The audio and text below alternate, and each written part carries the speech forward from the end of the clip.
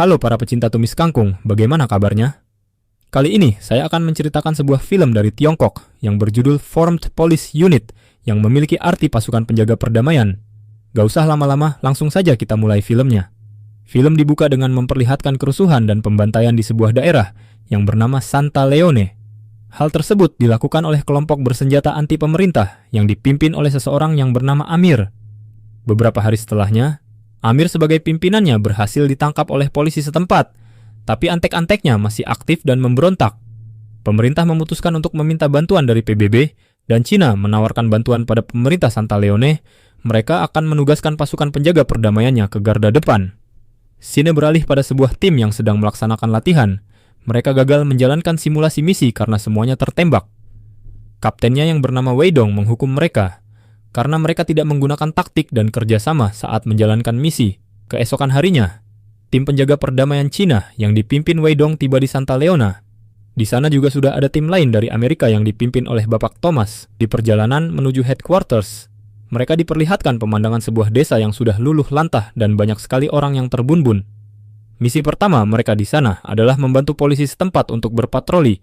Wei Dong menjelaskan situasinya dan memperingati mereka jangan bertindak tanpa izin, dikarenakan setiap tindakan mereka di sini mewakili Cina. Zhen dan Xiaoyang mendapatkan hukuman push up karena mengobrol saat dijelaskan, sementara yang lainnya pergi ke bus.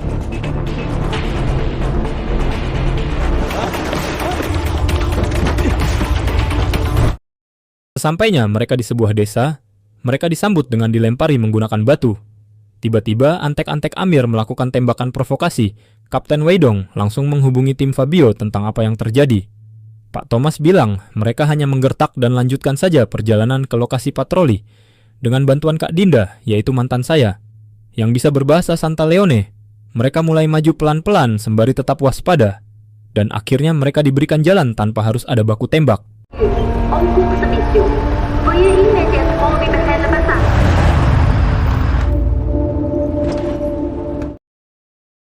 Setibanya mereka di tempat patroli, tiba-tiba ada seorang anak kecil yang bernama Lukas menghampiri tim Wei Dong dan meminta tolong karena ada sekelompok orang yang ingin membunuhnya. Belum sempat bereaksi, anak itu langsung ditembak oleh sniper. Tim Alpha langsung membuat formasi perlindungan. Akan tetapi, warga sekitar diprovokasi bahwa polisi Cina lah yang menembak anak tersebut dan menyebabkan keadaan menjadi rusuh.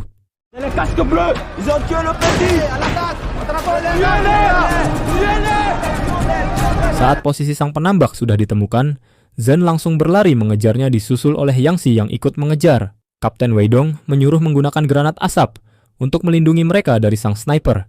Sementara Kak Dinda mencoba menyelamatkan anak kecil yang tertembak. Zhen dan Yangxi berhasil menemukan posisi sang sniper karena si sniper jago parkur Zhang dan Yangxi sedikit kesulitan mengejarnya sampai ia berhasil melarikan diri dengan memanfaatkan kerumunan warga walau jarinya sempat berhasil ditembak.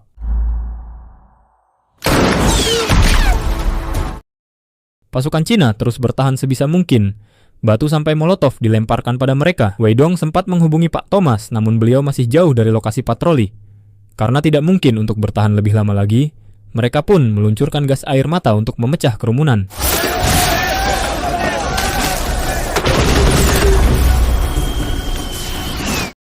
Zhen dan Yangxi kembali dari pengejaran.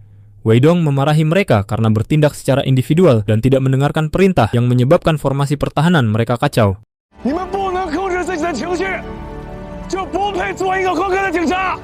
Setelah kejadian tersebut, di markas PBB Cina membahas tentang adanya simbol di lengan para korban, termasuk anak kecil yang tertembak tadi. Mereka mendapatkan informasi bahwa simbol tersebut adalah tradisi dari desa bernama Fabur yang dibuat oleh pemimpin mereka. Di sisi lain, Amir tampak berada di dalam jeruji besi yang entah sedang membicarakan apa dengan seorang bule. Keesokan harinya, ibu dan kakek dari Lukas diselamatkan oleh seseorang yang sepupunya berasal dari desa Fabur. Ia membawa mereka karena mengetahui mereka dari desa Fabur karena simbol yang ada di lengan mereka. Di sisi lain, para pasukan perdamaian Cina membantu warga sekitar dengan memberikan air, makanan, dan pendidikan. Yangxi bertemu dengan polisi setempat yang bernama Fargo.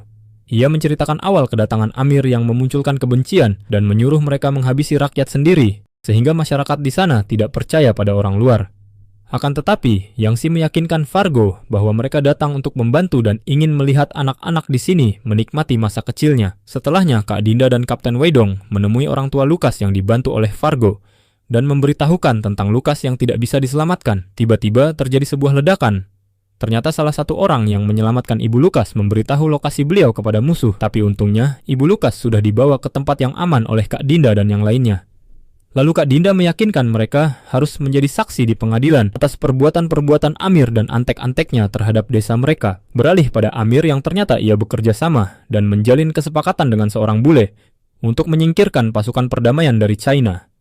Setelah itu terjadi sebuah insiden penyanderaan beberapa reporter yang dilakukan oleh anak buah Amir. Tim Weidong dan tim Fabio akan melaksanakan operasi gabungan untuk membebaskan para sandera. Mereka harus bergerak cepat karena antek-antek Amir mengancam akan membunuhnya jika Amir tidak dibebaskan. Mereka bergerak dengan hati-hati dan profesional, didukung dengan teknologi modern dari negeri Paman Sam.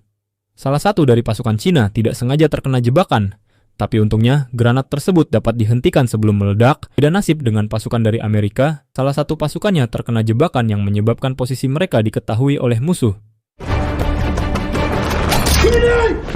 Pasukan dari Amerika ditembaki dari segala sisi, pasukan dari Cina masih belum terdeteksi dan terus bergerak menuju lokasi. Sesampainya di sana seorang wartawan dijadikan tameng hidup. Pak Thomas memerintahkan pasukan Cina untuk mundur dan membatalkan misi, tapi karena tidak sempat mendengar perintah, Weidong langsung memerintahkan untuk melumpuhkan mereka semua. Setelah berhasil mengeliminasi, ternyata seorang sandera sudah dipasangi bom waktu yang waktunya hanya tersisa beberapa detik lagi. Dengan menahan pria tersebut, Kapten Weidong berhasil memotong kabel merah dari bom tersebut di detik-detik terakhir. Setelah operasi tersebut, pasukan Cina memburu antek-antek Amir yang masih tersisa. Hari demi hari, sedikit demi sedikit, mereka mulai dianggap pahlawan oleh orang desa di sana. Anak-anak bersenang-senang, orang tua bahagia. Zen teringat masa lalunya saat bersama ayahnya, yang juga seorang polisi perdamaian. Tapi Zen sangat tidak menyukai kakaknya dari dulu, yaitu Weidong karena sering mengganggunya. Suatu hari ayahnya menjalankan misi dan tidak pernah kembali lagi, sehingga Zen bertekad untuk menjadi polisi perdamaian seperti ayahnya. Weidong juga menceritakan tentang misi terakhirnya bersama sang ayah. Beliau terus berjuang sampai darah penghabisan untuk melindungi dirinya. Hari berikutnya, pasukan Cina bergerak menuju pengadilan untuk mengantarkan ibunya Lukas bersaksi atas perbuatan Amir. Beliau menceritakan apa yang telah dilakukan Amir terhadap desanya. Mereka semua dibantai tanpa ampun dan tak sanggup untuk melawan. Di tengah perjalanan, tiba-tiba kendaraan mereka diroket dan disergap. Salah satu peluru berhasil mengenai antena sinyal yang menyebabkan koneksi mereka terputus dengan markas pusat. Puncaknya mereka berhasil mengalahkan para penyergap dengan mengadu banteng mobil mereka.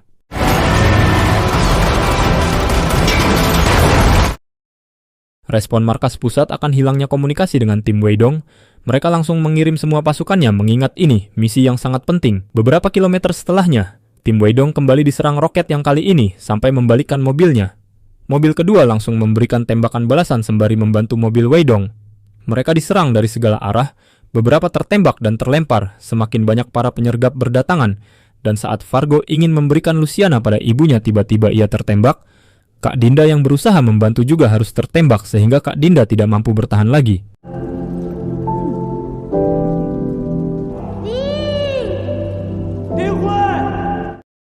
Kali ini, Zen meminta izin pada kakaknya untuk mengeliminasi si sniper. Awalnya, Weidong tidak mengizinkannya, tapi karena melihat tekad adiknya yang sangat kuat, beliau akhirnya mengizinkannya. Saat sudah menemukan posisi sang sniper, Zen langsung menembak. Tapi tembakan pertama masih meleset. Si sniper juga sudah menyadari posisi Zen dan mulai beradu keahlian menembak. Tembakan dilesatkan bersamaan dan Zen berhasil mengenai dada si sniper.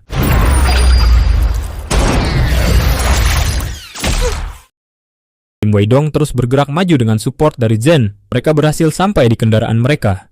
Namun tiba-tiba sebuah roket mengarah tepat ke tower di mana Zen berada. Weidong memutuskan untuk kembali menyelamatkan Zen, dan pasukan yang lain melanjutkan perjalanan mereka. Saat tersadar Zen sudah diikat dan ditawan, Weidong berhasil melumpuhkan penjaga di sana. Sementara itu, ibunya Lukas memohon kepada mereka untuk kembali dan membantu Kapten Weidong. Ia memberi kode kepada Zen menggunakan radio seperti yang dilakukannya dulu saat dia kecil yang langsung dipahaminya.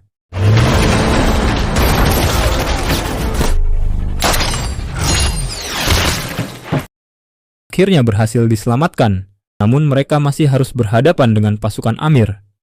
Di detik-detik terakhir saat mereka pasrah akan takdirnya, Tiba-tiba helikopter Pak Thomas datang dan menghujani pasukan Amir dengan peluru, disusul juga dengan semua pasukan Cina yang sudah tiba. Arriving at hot zone. Request open fire. Rifle, Roger.